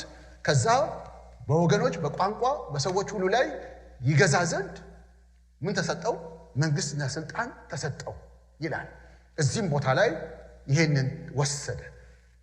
ከወሰደ በኋላ መጽሐፉን በወሰደ ጊዜ አራቱ እንስሶችና 24ቱ ሽማግሌዎች በበጉ ፊት ወደቁ። እያንዳንዳቸው በገናንና የቅዱሳን ጸሎት የሆነ ዕጣን የሞላበትን የወርቅ ዕቃ ያዙ። መጽሐፉንም ትወስድ ዘንድ ማኅተሞቹንም ትፈታ ዘንድ ይገባሃል። ታርደሃልና በደምህም ለእግዚአብሔር ከነገድ ሁሉ ከቋንቋም ሁሉ ከወገንም ሁሉ ከሕዝብም ሁሉ ሰዎችን ዋጅተህ ለአምላካችን መንግሥትና ካህናት የሆኑ ዘንድ አደረግካቸው፣ በምድርም ላይ ይነግሣሉ እያሉ አዲስን ቅኔ ይዘምራሉ። ሰዎችን ምን የሚያደርግ ነው? እሱ መንግሥት ገዢ የሚያደርግ ሰዎችን ካህናት የሚያደርግ እንደሆነ ይናገራል። እሱ ራሱ ምን በሆነ ጊዜ? በነገሰ ጊዜ። እሱ ሲነግስ፣ እሱ ስልጣንን ሲቀበል ሌሎችን ባለስልጣን ያደርጋል ነው የሚለው። እሱ ሲከብር፣ እሱ ካህን ሲሆን ሌሎችም የበረከቱ ተካፋይ እንዲሆን ያደርጋል። በሱ መክበር ውስጥ ትውልድ ህዝብ ይከብራል። እሱ ሲከብር ህዝብ ነው የሚከብረው። እሱ ሲከብር ነው። እሱ ከፍ ከፍ ሲል ብዙዎች ከፍ ከፍ ይላሉ። ቅድም ያነበብነው የዕብራውያኑ መጽሐፍ ያነበብነው እስከ ቁጥር 9 ጋር ነው። ቁጥር 10 ላይ ምንድነው የሚለው? ብዙ ልጆችን ወደ ክብር ሲያመጣ ይላል። ወደ ክብር የማምጣት አጀንዳ ተሰጥቶት ያለ ነው። ልክ ይህንን ያያል። ይህንን ሂደት ያየውን ይሄ ሂደት ሁሉ የሆነበትን ከዛ በኋላ ክብር ሲሰጠው ይገባሃል ይገባሃል ይገባሃል እየተባለ ክብር ሲሰጠው በመላእክት በሰማይ ባሉ አካላት በምድር ባሉ አካላት በባህር ውስጥ ባሉ አካላት ክብር ሲሰጠው እናያለን። ወደ ምዕራፍ 1 እንመለስና የዮሐንስ ራእይ ዮሐንስ ይሄ ነው እንግዲህ ትልቁ ነገር። ራእይ ዮሐንስ ምዕራፍ 1 ቁጥር 9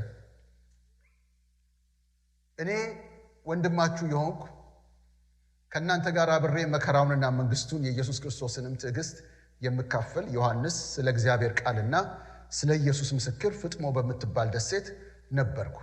በጌታ ቀን በመንፈስ ነበርኩ። በኋላዬ የመለከትን ድምፅ የሚመስል ታላቅ ድምፅ ሰማሁ። እና የሚሰማው ድምፅ መለከት ሲነፋ ያለ ድምፅ ነው። እንዲሁም ይላል የምታየውን በመጽሐፍ ጽፈህ ወደ ኤፌሶንና ወደ ሰምርኔስ፣ ወደ ጴርጋሞን፣ ወደ ቲያጥሮን፣ ወደ ሰርዴስም፣ ወደ ፊላደልፊያም፣ ወደ ሎዶቅያም በእስያ ወዳሉት ወደ 7ቱ አብያተ ክርስቲያናት ላክ የሚል ድምፅ ነው የሚሰማው። የሚናገረኝም ድምፅ ለማየት ዘወር አልኩ አለ። ይሄ ዮሐንስ በምድር ላይ በነበረ ጊዜ ኢየሱስን ከሚከተሉት ደቀ መዛሙርት ውስጥ ነበረ። ከነዛ ከነበሩት ደቀ መዛሙርት ውስጥ የተለየ ቦታ ጌታ ሲሰጣቸው የተለየ ነገሩ ሲገልጥላቸው የነበሩ 3ቱ መካከል አንዱ የነበረ ነበር፣ ያዕቆብ እና ከጴጥሮስ ጋር። ደግሞ በተለየ መንገድ ዮሐንስ ወንጌል ላይ ሲተርክልን ራሱ በጻፈው ሲተርክልን ወደ ኢየሱስ ደረት ምን ያለ ነበር? የሚጠጋ ነበር። ኢየሱስ ራሱ የተለየ ቦታ የሚሰጠው ነበር። ኢየሱስ ይወደው የነበረ ደቀ መዝሙር ተብለዋል። ጌታ ሁሉንም ይወዳል እኮ፣ ግን የተለየ ቦታ ለሱ እንደሰጠው ይናገራል። ኢየሱስ ይወደው የነበረ ደቀ መዝሙር በደንብ ነው የሚያውቀው ዮሐንስ የናዝሬቱ ኢየሱስ። እንዲህ ያለ ድምፅ ሰምተው ግን አያውቅም። እና የሚናገረኝን ድምፅ ለማየት ዞር አልኩ። ዘወርም ብዬ አለ ዘወር ብዬ 7 የወርቅ መቅረዞች አየው። መቅረዝ እንግዲህ በቤተ መቅደስ ውስጥ ያለው 7 ነው የሚያየው። በመቅረዞቹ መካከል የሰው ልጅ የሚመስለውን አየው። ዳንኤልም ሲናገር የሰው ልጅ የሚመስል ይላል። እንደ ሰው ልጅ ነው፣ ግን ከሰው ልጅ በላይ ነው ማለት ነው። እዚህ ጋር የሚያየው እንደ ሰው ልጅ ነው። ለምን እንደ ሰው ልጅ ነው የሚያየው? ግን ደግሞ ከዛም በላይ ነው ማለት ነው። ከዛ በመቅረዞቹ መካከል የሰው ልጅ የሚመስለውን አየው። እርሱም እስከ እግሩ ድረስ ልብስ የለበሰው ደረቱንም በወርቅ መታጠቂያ የታጠቀ ነበር። ራሱና የራሱም ጠግብ እንደ ነጭ የበግ ጠጉር እንደ በረዶ ነጭ ነበረው። ይሄ ቅድም ዳንኤል ላይ ያ በዙፋን ላይ የተቀመጠው በዘመናት የሸመገለ የተባለውን ሲገልጥልን ራሱ እንደዛ እንደነበር ገልጦልን ነበር። ልክ ያ አይነት መግለጫ ነው። የበግ ጠጉር እንደ በረዶም ነጭ ነበሩ። አይኖቹም እንደ እሳት ነበልባል ነበሩ ይላል። የእሳት ነበልባል የሚነድ ማለት ነው። ይሄ እየነደደ ያለ እሳት ማለት ነው። እየነደደ ያለ አይኑ ስታዩ የሚንበለበል እሳት ነው የምታዩት ማለት ነው። እንደኛ አይደለም የምታዩት፣ አይኑ የሚንበለበል እሳት። እግሮቹ በጋለ ናስ፣ እግሮቹ በእቶን የነጠረ የጋለ ናስ ይመስሉ ነበር። ይሄ ናስ እንግዲህ እንደ ብሮንዝ የጋለ ሲሆን ምንድነው ከለሩ ማለት ነው? የፍም ከለር ነው ማለት ነው። የፍም ከለር ያለው እግር ነው ያለው። ከዛ ድምጹም እንደ ብዙ ውሃዎች ድምጽ ነበር እና ጌታ ኢየሱስ ሲያወራው ያቃል በምድር ላይ ሆኖ። አሁን ግን ድምጹ ሲያሰማ ወንዝ የመጣበት ነው የሚመስለው፣ የሚል ማለት ነው። ፏፏቴ ሲዘም፣ ኃይለኛ ፏፏቴ ሲመጣ እንደዛ ነው ድምጹ የሚሆነው። ከዛ በቀኝ እጁም 7 ከዋክብት ነበሩት። እንዴት ነው የሚሆነው? እንዴት ነው በእጅ ላይ ኮከብ የሚቀመጠው? እንዴት ነው 2 የሚቀመጠው? እንዴት ነው 7 የሚቀመጠው? ቶዮች ነው ያየው። ቶዮችን እንደዚህ እንይዛቸዋለን። ከዋክብትን ያቃቸዋል ዮሐንስ። እነዛ ከዋክብት በእጁ ይዟል የሚያየው። ከዛ አፉን ሲከፍት ከአፉ ሰይፍ ይወጣል። ሰይፉ ደግሞ በሁለቱም ሳይድ ምን ያለ ነው? የተሳለ ነው። ያስፈራል። ፊቱ አለ በኃይል እንደሚበራ እንደ ፀሐይ። ስለዚህ ፊቱን ትኩር ብሎ ማየት አይቻልም። ልኬን ካየው በኋላ አለ ቁጥር 17 ባየሁትም ጊዜ እንደ ሞተ ሰው ሆኜ ከእግሩ በታች ምን አደረግ? ወደቅኩ። ወገኖቼ ጌታ ማለት ይሄ ነው። ጌታ የተባለው ይሄ ነው። እግዚአብሔር የናዝሬቱ ኢየሱስን ያለ ልክ ከፍ ከፍ አደረገው። ከዛ እግዚአብሔር ጌታም ክርስቶስም ሲያደርገው ይሄ ነው የሆነው። ይሄንን ማየት አትችሉም። እሱን አይታችሁ በፊቱ መመላለስ አትችሉም። ምንድን ነው የምታደርጉት? ትወድቃላችሁ፣ ትሰግዳላችሁ። ኢየሱስ ልክ ጌታ ሲሆን፣ ገዢ ሲሆን፣ ወንበር ሲይዝ ያኔ ነው በዳዊት የተነገረለት ለዳዊት የተነገረው ትንቢት በእርሱ የሚፈጸመው። ምን የሚለው? በዙፋን ላይ ሆኖ ይገዛል፣ በዙፋን ላይ ሆኖ ካህን ይሆናል፣ ያኔ እሱ መቅደሴን ይሰራል ተብሎ የተነገረው ዙፋን ላይ ሲቀመጥ ነው። የመቅደሱን የሚሰራው መስቀል ላይ ያለው አይደለም፣ እዚህ ዙፋን ላይ የተቀመጠው። ኢየሱስን ጌታ ስትሉት ይሄንን እያላችሁ ይሄንን ጌታ አይቶ ስልጣኑን ያላየ ክብሩን ያላየ አላየውም። ይሄን ጌታ ማለት ነው። አይቻልም። ከዛ ይሄ ጌታ ምን አለ? ቀኝ እጁንም ጫነብኝ እንዲህም አለኝ፣ አትፍራ፣ ፊተኛውና መጨረሻው ሕያውን እኔ ነኝ። ሞቼም ነበርኩ። የምታውቀው እሱን ነው አንተ። እነሆም ከዘላለም እስከ ዘላለም ሕያው ነኝ። ይሄ የምታየኝ ነኝ። እኔ አሁን የምታየኝ ነኝ አለ። ሞቼ ነበርኩ፣ ያን ያየኸው አለ። አሁን ግን ከሞት በኋላ ይሄ ነኝ፣ እኔ ይሄ የምታየኝ ነኝ አለ። እንግዲህ ይህንን ያየኸውን አለ ከዚህም በኋላ ይሆን ዘንድ ያለውን ጻፍ ብሎ ለሰባቱ አብያተ ክርስቲያናት መልእክት ላከ። መልእክቱ ምንድን ነው የሚለው? እንዲህ የሆነው እንዲህ ይላችኋል ነው መልእክቱ። እንዲህ የሆነው እንዲህ ይላችኋል። ቁጥር 1 ላንብብላችሁ። ምዕራፍ 2 ቁጥር 1 ብቻ። በኤፌሶን ወዳለው ቤተክርስቲያን እንዲህ ብለህ ጻፍ። በቀኝ እጁ 7ቱን ከዋክብት የያዘው በሰባቱም የወርቅ መቅረዞች መካከል የሚሄደው እንዲህ ይላል። ለማን ነው መልእክቱ? ለቤተክርስቲያን፣ ላንቺና ለኔ ነው መልእክቱ። ወደኛ ሚልከው ላኪው ይሄ ነው። እንዲህ የሆነው እንዲህ ይላል ያለው። ቁጥር 8 በሰምርኔስ ወዳለው ወደ ቤተክርስቲያን መልአክ እንዲህ ብለህ ጻፍ። ሞቶ የነበረው ሕያውም የሆነው ፊተኛውና መጨረሻው እንዲህ ይላል። ቁጥር 12 ሶስተኛው ቤተክርስቲያን በጴርጋሞን ወዳለው ወደ ቤተክርስቲያን መልአክ እንዲህ ብለህ ጻፍ። በሁለት ወገን የተሳለ ሰይፍ፣ ስለታም ሰይፍ ያለው እንዲህ ይላል። ካን ዩ ቢሊቭ?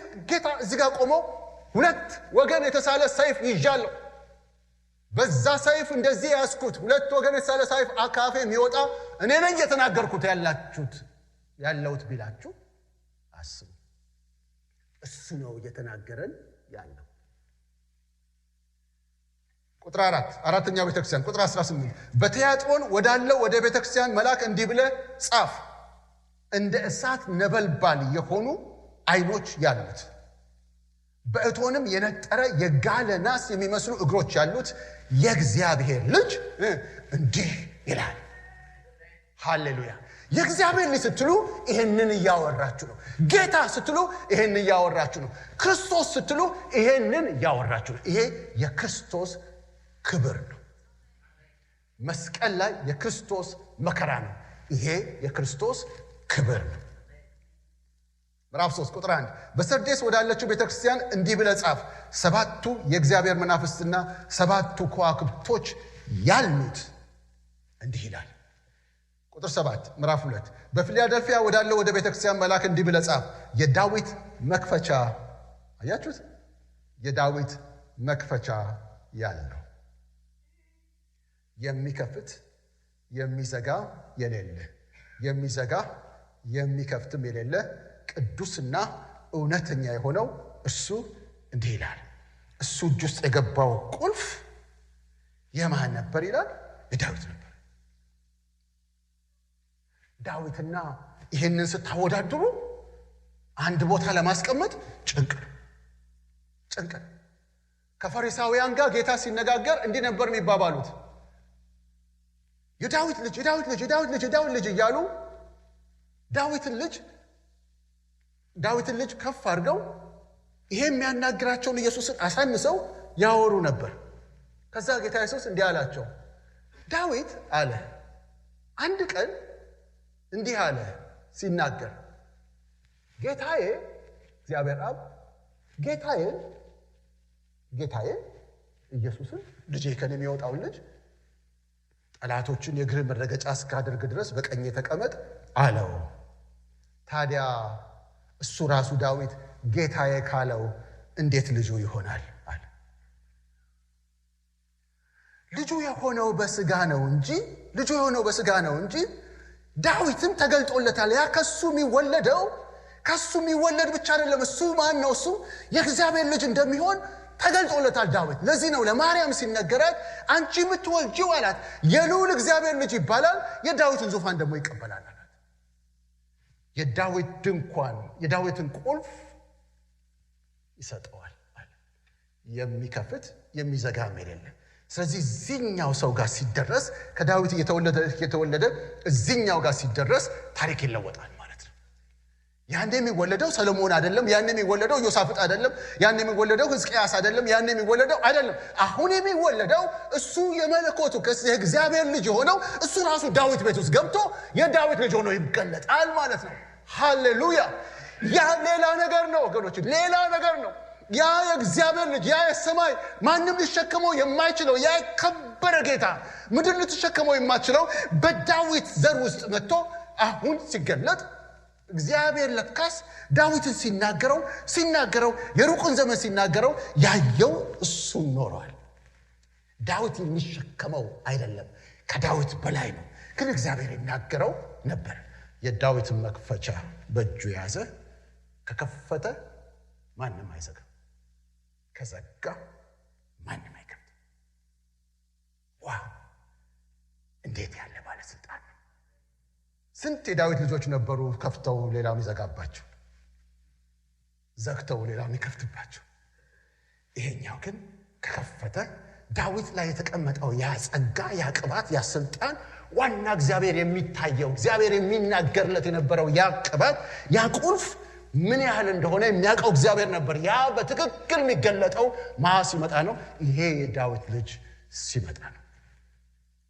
ቁጥር 14 ደግሞ እንዲህ ይላል፣ በሎዶቅያ ወዳለው ወደ ቤተክርስቲያን መልአክ እንዲህ ብለህ ጻፍ፣ አሜን የሆነው የታመነውና እውነተኛው ምስክር በእግዚአብሔር ፍጥረት መጀመሪያ የነበረው እንዲህ ይላል። እግዚአብሔር የተናገረው ቃል በሙሉ የነዛ የከበሩ ታላላቅ የሆኑ የነቢያት ድምጾች፣ ትንቢቶች በሙሉ እሱ ጋር ሲመጣ አሜን yes አዎን ይሆናል። እሱ ፍጻሜ በሱ አግኝቷል። ይሄ ክቡር ጌታ ይሄንን ክቡር ጌታ ነው እግዚአብሔር ልክ ሲሆን ልክ ሲከበር ልክ እንዲህ ሲከበር አሁን አለ ጌታ ኢየሱስ እልካችኋለሁ። አሁን እልካችኋለሁ።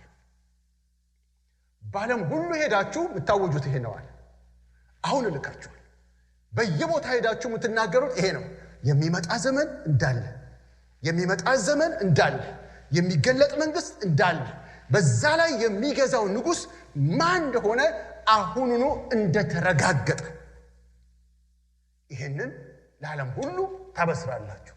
ሰው ሁሉ ይሄ ሲገለጥለት ልክ በወንጌሉ ልክ ይሄ ሲገለጥለት የሰው ሪአክሽን ምንድነው የሚሆነው? ወድቆ ይሰግዳል። ወድቆ ይሰግዳል። ጌታ ሲገለጥ ትሰግዳላችሁ። የናዝሬቱ ኢየሱስ ልክ እዚህ ራእይ መጨረሻው ላይ ሲናገር እንዲህ አለ፣ እነሆ በቶሎ እመጣለሁ፣ ለእያንዳንዱ እንደ ሥራው መጠን እከፍል ዘንድ ዋጋዬ ከኔ ጋር አለ። አልፋና ኦሜጋ ፊተኛውና ኋለኛው መጀመሪያውና መጨረሻው እኔ ነኝ። ከዛ ቁጥር 16 ደግሞ ራእይ የመጨረሻው ምዕራፍ ነው እያነበብኩ ያለሁት 12 13 16 እኔ ኢየሱስ በአብያተ ክርስቲያናት ዘንድ ይህን እንዲመሰክርላችሁ መልአኬን ላኩ። እኔ የዳዊት ስርና ዘር ነኝ። እኔ የዳዊት ስርና ዘር ነኝ፣ የሚያበራም የንጋት ኮከብ ነኝ። የዳዊት ዘር ውስጥ መግባቱ ነው ለኛ የመዳን ተስፋ እኛ እንድንካተት እድል ያገኘ ነው። እሱ መጥቶ የሰዎች ልጅ ታሪክ ውስጥ ሲገባ የሰዎች ልጆች ባለ ታሪክ እንዲሆኑ ሆነ።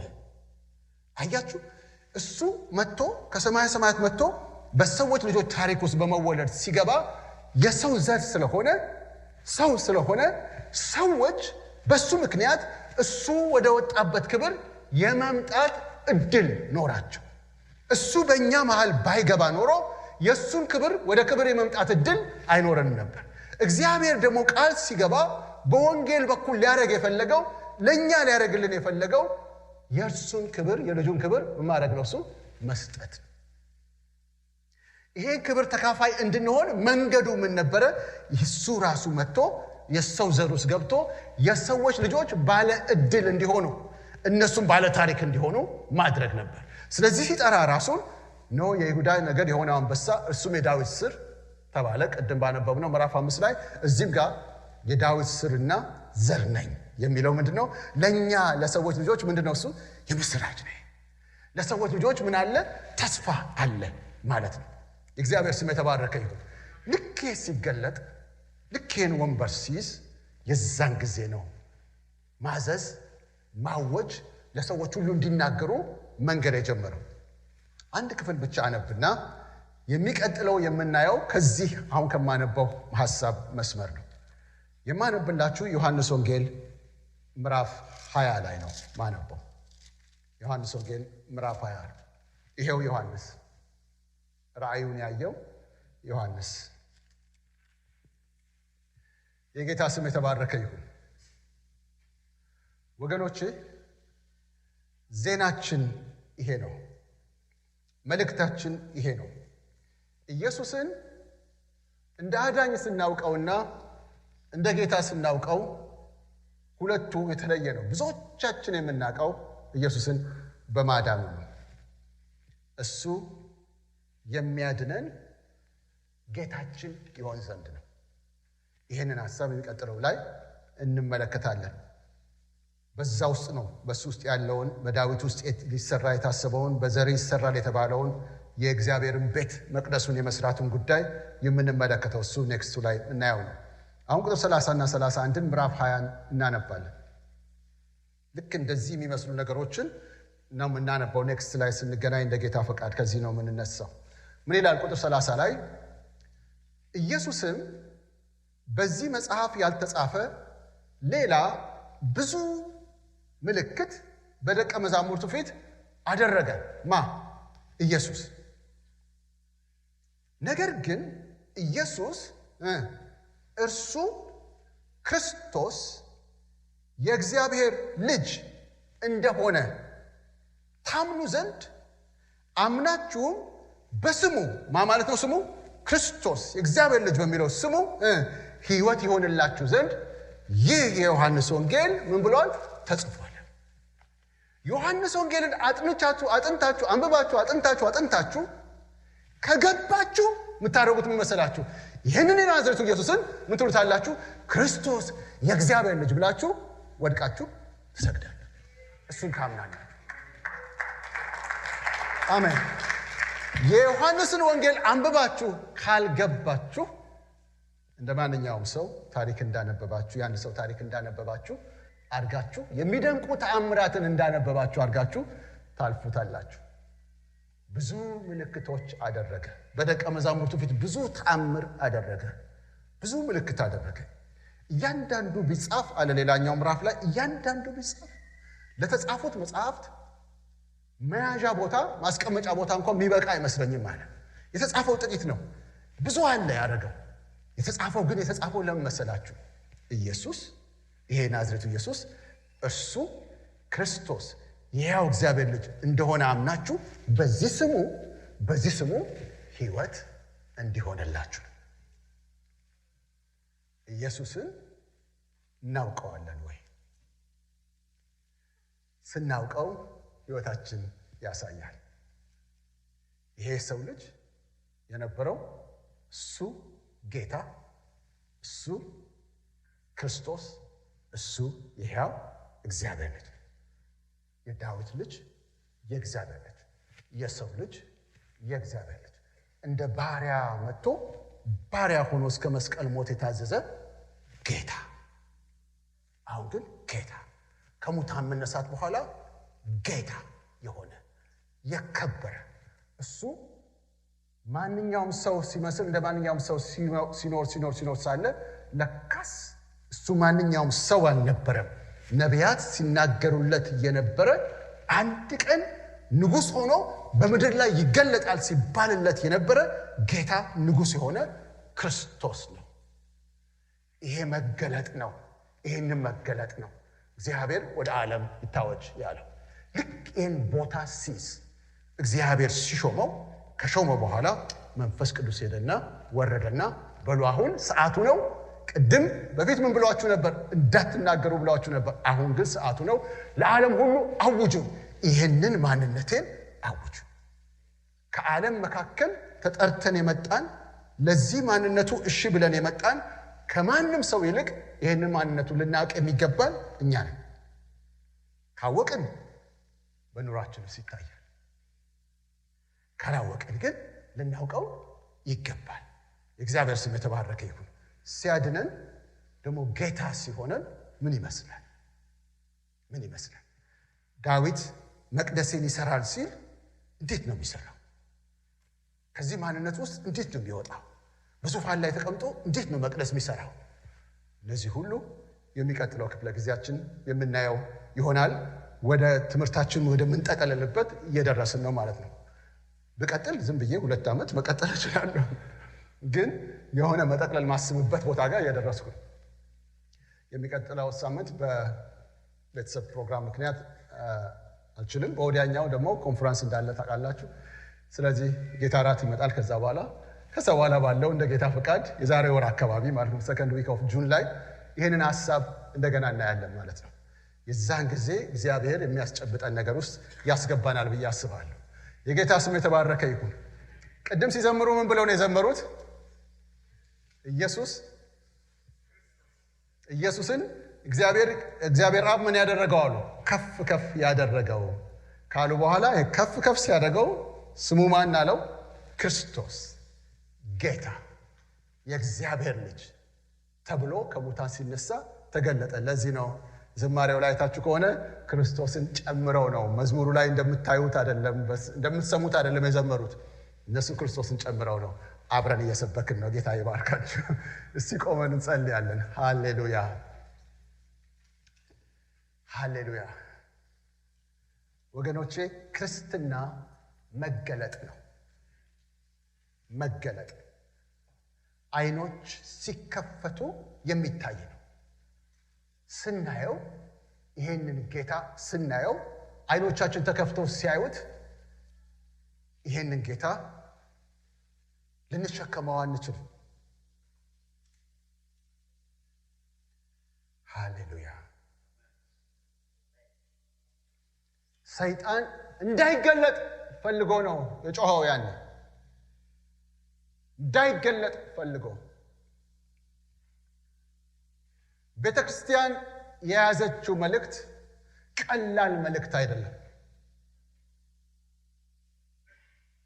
የኛ ጌታ በመስቀል ሞቶ የነበረ እንጂ በመስቀል ላይ ሞቶ ያለ አይደለም።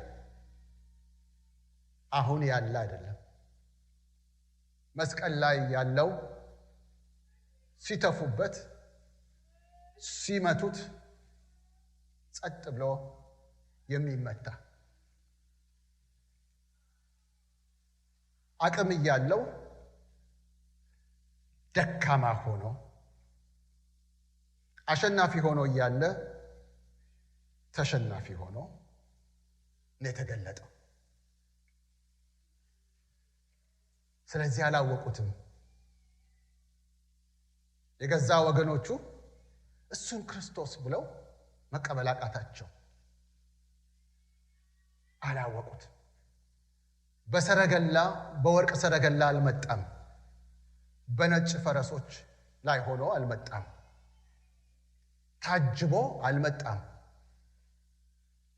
ወደ ኢየሩሳሌም ሲገባ ከአህያም በአህያይቱ ውርንጫ ላይ ሆኖ ነው የመጣው። የመጣው ንጉሥ ነው። ንጉሥነቱ ግን አልታያቸውም። በንጉሥ ክብር አልተገለጠምና፣ በንጉሥ ማዕረግ አልመጣምና፣ በንጉሥ ስልጣን አልመጣምና ዓላማው ማዳን ስለነበር ለማዳን መሞት ስለሚገባው በስጋ በደካማ በሚዋረድ ማንነት መጣ። ሳቱ፣ ሳያውቁት ቀሩ። በመሃላቸው ተአምር ቢያደርግም ምልክት እየሰጣቸው ቢሆንም ምልክቱን ማየት አቃታቸው። ስለዚህ ተላለፉ። ዛሬስ እንዴት ነው ይሄንን ጌታ የምናየው? ዛሬ ላንቺ ማን ነው? አያያዝሽ ያስታውቃል። አያያዝሽ ያስታውቃል። ዛሬ እሱ ማን ነው ለአንተ? አያያዝ ያስታውቃል። ስታላግጥበት፣ ስትችላ ስትለው ችላ የሚባለው ነው ወይ? ነው ወይ? ሐዋርያው ጳውሎስ ሲያገለግል በፍርሃትና በመንቀጥቀጥ ነበር። አይኖቹ ተከፍተውለት ስለነበር የሚያገለግለውን ስላየው። አቤቱ አይኖቻችንን ክፈት። አቤቱ አይኖቻችንን ክፈት። አቤቱ አይኖቻችንን ክፈት። ሐዋርያው ተደፍቶ እንደለመነ ያኔ ለኤፌሶን ሰዎች እንደለመነ የልቦና አይኖቻቸው ይብሩ እንዳለ፣ አቤቱ ይብሩ ይብሩ ይብሩ እንዳለ፣ የጥበብና የመገለጥን መንፈስ ስጣቸው እንዳለ፣ እግዚአብሔር ሆይ ስጣቸው እንዳለ፣ የልብ አይኖች ይብሩ ይብሩ ይብሩ ይብሩ እንዳለ፣ ልብ ይብራ ልብ ይብራ የልብ አይኖች ይብሩ እንዳለ፣ ቅርፊት ይወገድ እንዳለ፣ ልብን የያዘው ነገር ይወገድ እንዳለ፣ ቅርፊቱ ይነሳ እንዳለ፣ ይራገፍ እንዳለ፣ ከአይኖቻቸውን የያዘ የልብ አይኖቻቸውን የያዘ ይህን የከበረ ጌታ በክብሩ ማየት እንዳይችሉ ያደረገ፣ ኃይሉና የጥሪውን ከፍታ እንዳያዩ ያደረገ፣ ከአይናቸው ላይ ይነሳ ብሎ እንደለመነ ደግሞ ለሌለኞቹ ምጥ ይዞኛል እንዳለ በናዝሬቱ በጌታ በኢየሱስ ስም ከልባችን ላይ እንዲገፈፍ አሁንም እጸልያለሁ። ጋራጁ እንዲገፈፍ፣ ጋራጁ የጋረደው እንዲገፈፍ እጸልያለሁ በናዝሬቱ በጌታ በኢየሱስ ስም። ብርቱ ሕዝብ ሆኖ ሳለ፣ ታላቅ ሕዝብ ሆኖ ሳለ፣ ከባለቤቱ የተነሳ ከአለቃው የተነሳ ራስ ከሆነለት የተነሳ ጌታ ከሆነለት የተነሳ ብርቱ ሕዝብ ሆኖ ሳለ፣ ኃይለኛ ሕዝብ ሆኖ ሳለ፣ ደካማ እንደሆነ እንዲያስብ ያደረገ፣ ልፍስፍስ ያደረገ፣ አቅመ ቢስ ያደረገ፣ ለአንተ ለሆነ ነገር ያሰነፈ በናዝሬቱ በጌታ በኢየሱስ ስም ከዚህ ሕዝብ ላይ እንዲነሳ፣ ከዚህ ሕዝብ ላይ እንዲነሳ፣ ከዚህ ሕዝብ ላይ እንዲነሳ፣ ከዚህ ሕዝብ ላይ እንዲነሳ ጸልያለሁ። ተራ የሚያረግ ክቡር ሆነን ሳለ ተራ የሚያረግ በናዝሬቱ በጌታ በኢየሱስ ስም በናዝሬቱ በጌታ በኢየሱስ ስም ለእግዚአብሔር ነገር የሚያሰንፍ መንፈስ በኢየሱስ ስም አሁንም የተመታ ይሁን። ለእግዚአብሔር ቃል የሚያሰንፍ መንፈስ የእግዚአብሔርን ቃል መገለጥ የኢየሱስን ማንነት ሰው እንዳያስተውል የሚያደርግ ምስጢሩ እዛው ስላለ ኃይሉ እዛው ስላለ ክብሩ እዛው ስላለ አቅሙ እዛው ስላለ የቤተክርስቲያን ኃይለኛነት እዛው ስላለ ይሄንን የሚያክፉ በዚህ ህዝብን በዚህ ጉዳይ የሚያሰንፍ በኢየሱስ ክርስቶስ ስም የተመታ ይሁን። በጌታ በኢየሱስ ስም እዚህ ስላለ ነው ብቻ አልጸልይም። ጌታ ሆይ በምድር ዙሪያ ያለ ሁሉ በየስፍራ ያለ ሁሉ ያንተን ቤተክርስቲያን በዘመኑ ያለችውን ያደከመ ትልቅ ጌታ ያላት ኃያል ጌታ ያላት በመሃሏ ያለው በላይዋ ላይ የተቀመጠው ራስ የሆናት የተሾመላት በላይዋ ላይ እንዲገዛ መሪዋ አለቃዋ አሰማሪዋ እንዲሆን የተሰጣት ትልቅ ጌታ ሆኖ ያለ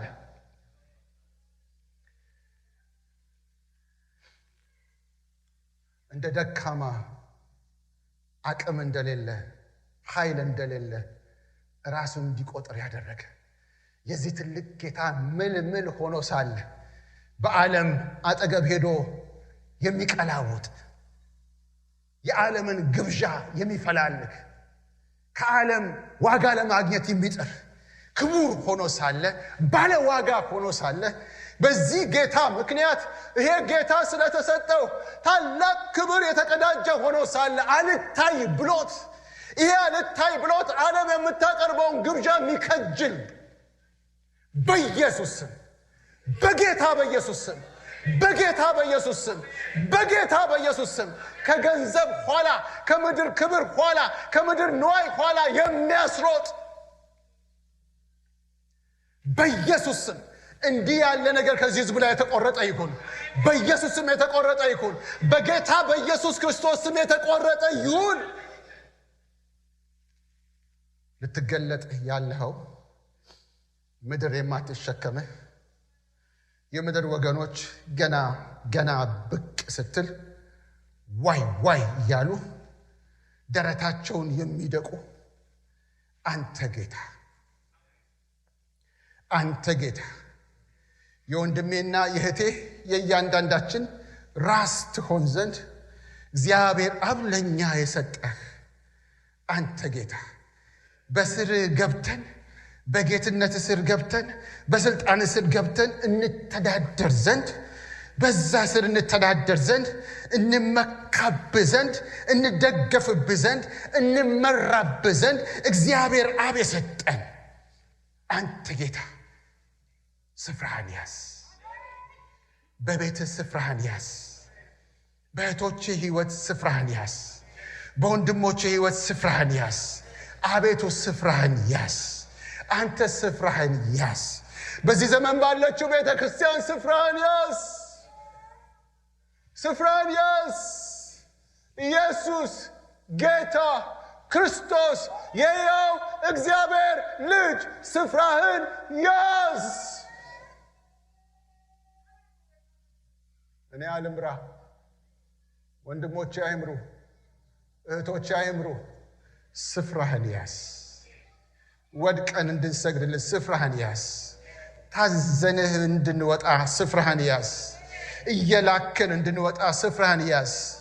ጌታ ሆይ እንዳልከኝ እነሆ አድርጌያለሁ ብለን ወድቀን እንድንሰግድልህ ስፍራህን ያዝ።